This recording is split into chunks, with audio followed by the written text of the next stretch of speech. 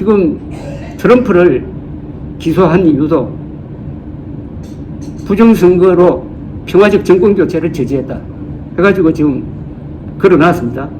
트럼프가 거기다 유죄받으면 징역 한 700년 산다고 그래요.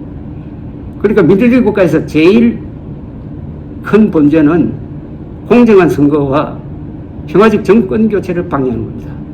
가짜뉴스, 즉 이 쓰레기 기자, 사이비 언론이 작당을 해가지고 가짜뉴스를 유포시켜서 윤석열 대통령이 떨어뜨리려고 했다. 이게 완전히 드러나고 있습니다. JTBC는 재빨리 자기들이 그동안에 잘못한 걸 고백을 해가지고 인사조치를 했다고 나오는데, KBS, MBC, YTN은 서로 짠 것 같은데 시청자들을 혼란시켰다고 그랬어요. 아니, 시청자들을 속이려고 했지 무슨 혼란은 무슨 그러면서 한다는 이야기가, 그 인터뷰한 내용 원본을 구할 수가 없어가지고 그렇게 할 수밖에 없었다고 변명을 합니다. 아니, 뉴스타파에서 저장하는 걸 확인할 수 없으면 보도를 안 해야지. 투표에 큰 영향을 미치는데 왜 그걸 보도를 합니까? 그래 놓고 그걸 혼란시켰다고 거짓말하고 있어요. 이거 KBS, MBC는 이 방송법을 그대로 적용하면 저거 허가 취소입니다. 허가 취소해야 됩니다. 형사처벌은 별도로 하더라도. 이런 유사한 사건이 미국에 하나 있었어요.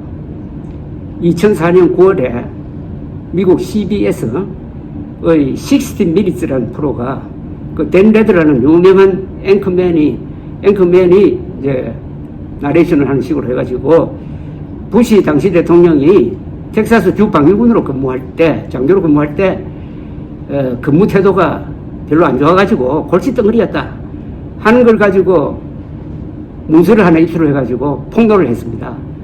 나가자마자 그 문서가 조작되었다 하는 반론이 막 일어났어요. 그런데 이 문서가 조작된 게 아니고 진본이라는 것을 CBS가 입증하지 못했습니다. 그래서 나중에 사과하고 기사 취소하고 외부 위원회를 만들어가지고 조사를 했습니다. 그 조사 결과에 따라서 그 뉴스 담당 사장, 그 밑에 PD 등등 해가지고 4명을 퇴출시켰습니다. 그리고 댄 레드라고 미국에서 가장 유명한 앵커맨이었죠. 25년 동안. 그 사람은 그 다음에 물러났습니다. 5명을 몰아냈습니다. 그러나 그 사람들은 60 Minutes를 만든 사람들은 확인하려고 상당히 노력을 했어요. 그런데 마지막에 좀 틈이 있었는데 이자들은 KBS, MBC는 그런 노력 하나도 안 하고 뉴스타파가 뿌린 걸 그냥 받아가지고 독극물인데 이걸 좋은 무슨 식품인 것처럼 팔아가지고 아마도 수십만 명의 유권자를 돌려세운 것 아닙니까?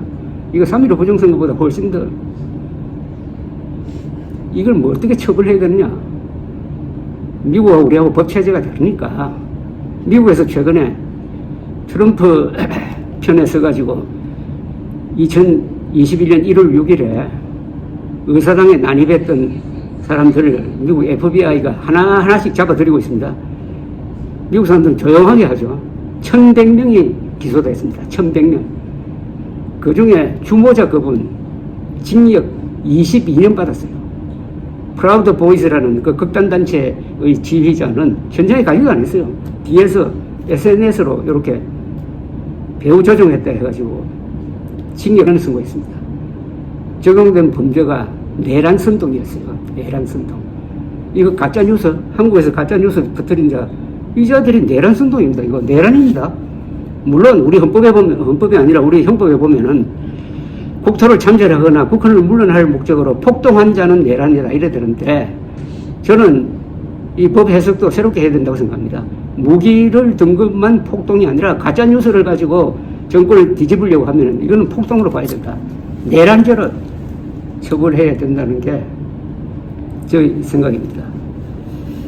오늘 제가 민족사적 정통성에 대해서 말씀을 드렸고, 결론부터 그 결론을 한 번 더 말씀드린다면은,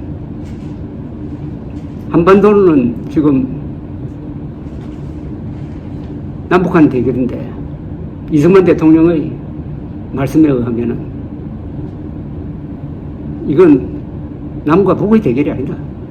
소수의 공산주의자와 다수의 한국인의 대결이다.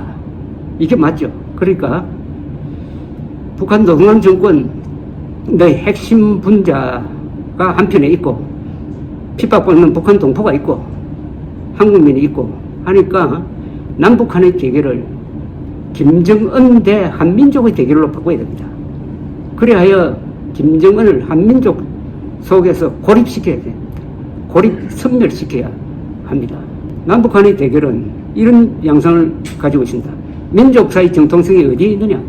삶의 양식을 자유민주주의식으로 할 거냐, 사회주의식으로 할 거냐를 결정하는 타협이 절대로 불가능한 총체적 권력투쟁입니다.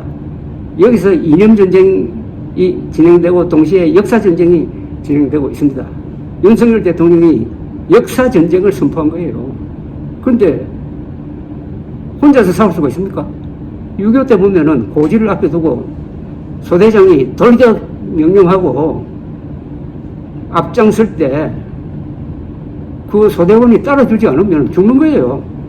마지막 순간에 돌격했을 때 70%만 들고 일어나가지고 소대장을 밀어주면 고지 점령에 성공한답니다.